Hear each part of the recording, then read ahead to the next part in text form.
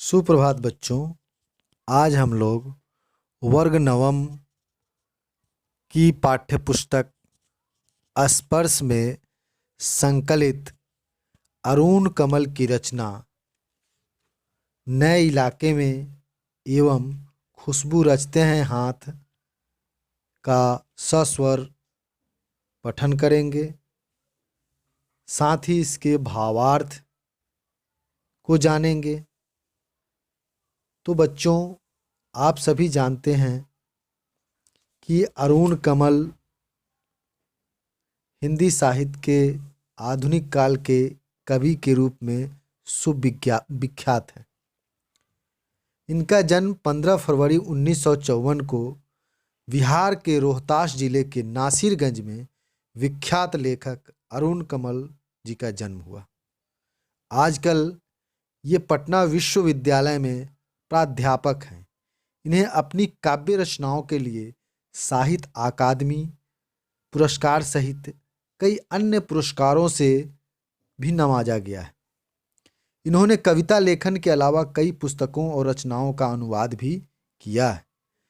अरुण कमल की प्रमुख रचनाएं अपनी केवल धार, सबूत, नए इलाके में, पुतली में संसार यह कविता संग्रह है तथा कविता और समय आलोचनात्मक कृति है। इनके अलावा अरुण कमल ने मायाकोव्स्की की आत्मकथा और जंगल बुक का हिंदी में और हिंदी के युवा कवियों की कविताओं का अंग्रेजी में अनुवाद किया, जो वायसेज नाम से प्रकाशित हुआ। इन कविताओं में नए बिंब, बोलचाल की भाषा, खड़ी बोली के अनेक लय, छंदों का समावेश है। इनकी कविताएं जितनी आप बीती हैं उतनी ही जग बीती भी। इनके काव्य संग्रहों में जीवन के विभिन्न क्षेत्रों का जो सजीव चित्रण है वह अन्यतम दुर्लभ है। इस भिन्नता के कारण इनकी भाषाओं में भी भिन्नता देखने को मिलती है। ये बड़े कुशलता और सहजता से जीवन प्रसंगों की कविताओं में पंक्तियां गढ़ने में महारत हासिल किए हैं। इनकी कविताओं में वर्तमान शोषणमूलक व्यवस्था के खिलाफ आक्रोश, नफरत और उससे उलटकर एक नई मानवीय व्यवस्था का निर्माण करने की जो आकुलता दिखाई देती है वो अन्य रचनाकारों से बिल्कुल भिन्न है। तो आइए बच्चों, आज हम लोग नए इलाके में कविता का पाठ करेंगे। इन नए बसते इलाकों में जहाँ रोज बन रहे हैं नए नए मकान, मैं अक्सर रास्ता भूल जाता हूँ। धोखा दे जाते हैं पुराने निशान। खोजता हूँ ताकता पीपल का पेड़, खोजता हूँ ढहा हुआ घर और जमीन का खाली टुकड़ा जहाँ से बाएं मुड़ना था मुझे। फिर 2 मकान बाद बिना रंग वाले लोहे के फाटक का घर था, 1 मंजिला, और मैं हर बार एक घर पीछे चल देता हूँ या 2 घर आगे ठकमकाता। यहाँ रोज कुछ बन रहा है, रोज कुछ घट रहा है। यहाँ स्मृति का भरोसा नहीं। एक ही दिन में पुरानी पड़ जाती है दुनिया। जैसे वसंत का गया पतझड़ को लौटा हूँ, जैसे बैसाख का गया भादों को लौटा हूँ। अब यही है उपाय कि हर दरवाजे खटखटाऊं और पूछूं, क्या यही है वह घर? समय बहुत कम है तुम्हारे पास, आ चला पानी ढहा, आ रहा आकाश। शायद पुकार ले कोई, पहचाना ऊपर से देखकर। इस कविता पाठ के माध्यम से कवि ने जो दुनिया में परिवर्तन हो रहा है और नई नई चीज़ें आ रही हैं और जो पूर्वत या पूर्व की जो चीज़ें हैं वो पुरानी पड़ती जाती है, इस पर केंद्रित यह कविता है। यह इस बात का एहसास कराती है कि जीवन में कुछ भी स्थिर नहीं होता। इस पल पल बनती बिगड़ती दुनिया में स्मृतियों के भरोसे नहीं जिया जा सकता। इस पाठ की दूसरी जो कविता है, खुशबू रचते हैं हाथ, सामाजिक विषमताओं को बेनकाब करती है, जिसका हम सस्वर पाठ करेंगे।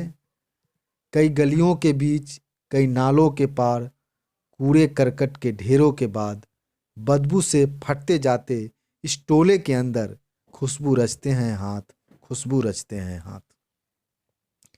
उभरी नशों वाले हाथ, घिसे नाखूनों वाले हाथ, पीपल के पत्ते से नए नए हाथ, जूही की डाल सी खुशबूदार हाथ, गंदे कटे पीटे हाथ, जख्म से फटे हुए हाथ, खुशबू रचते हैं हाथ, खुशबू रचते हैं हाथ। यही इस गली में बनती है मुल्क की मशहूर अगरबत्तियाँ। इन्हीं गंदे मोहल्लों के गंदे लोग बनाते हैं केवड़ा, गुलाब, खस और रात रानी अगरबत्तियाँ। दुनिया की सारी गंदगी के बीच दुनिया की सारी खुशबू रचते रहते हैं हाथ, खुशबू रचते हैं हाथ, खुशबू रचते हैं हाथ।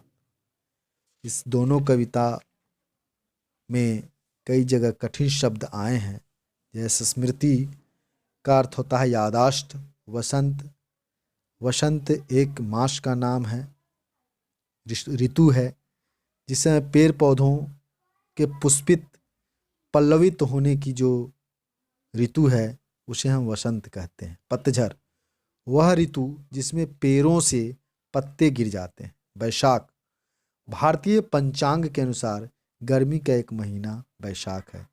भादो वर्षा ऋतु का एक महीना है। इस तरह से ढा आ रहा का मतलब होता है बरसता हुआ, आकाश का मतलब आसमान होता है।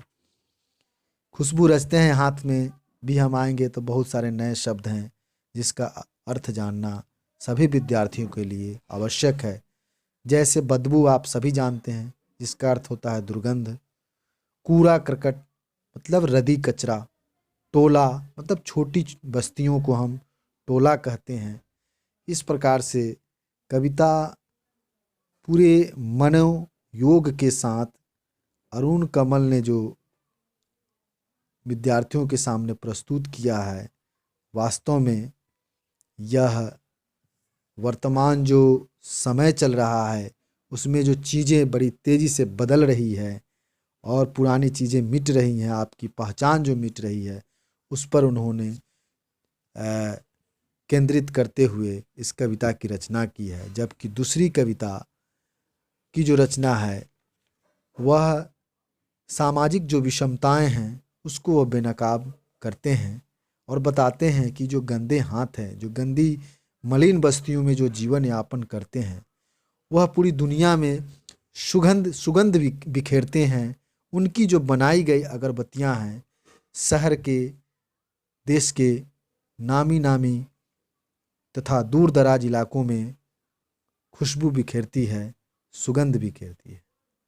तो एक तरफ समाज के निर्माण में इन गंदी बस्तियों में रहने वाले लोगों के योगदान की वो कविता में चर्चा करते हैं, तो दूसरी ओर उनकी जो उपेक्षित जिंदगी है, जो बिल्कुल गंदगी और मलिन बस्तियों में जो जी रहे हैं, उनके जीवन में बुनियादी चीज़ों का जो घोर अभाव है उसका वह जिक्र करते हैं। उनकी माली हालत का वह सजीव चित्रण करते हैं, जो वास्तव में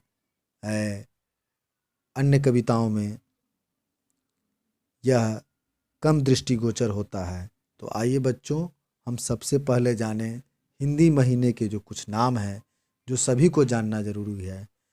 पहला जो मास है चैत्र, बैसाख, ज्येष्ठ, आषाढ़, श्रावण, भाद्रपद, आश्विन, कार्तिक, मार्गशीर्ष, पौष, माघ, फाल्गुन। ये 12 महीने जो हिंदी के जो दिए गए हैं, बताए गए हैं क्रमानुसार। आपके पाठ्य पुस्तक में योग्यता विस्तार में यह प्रश्न है कि हिंदी महीने में के कुछ नाम आए हैं, आप सभी महीनों के नाम बताएं। तो इन 12 महीनों को आप ज़रूर याद कर लीजिएगा, क्योंकि यह प्रतियोगी परीक्षाओं में भी कभी कभी पूछता है। तो आज इतना ही बच्चों, कल इसका हम विस्तृत भावार्थ बताएंगे और पुनः इसका पाठ करेंगे। धन्यवाद। आपका दिन मंगलमय हो।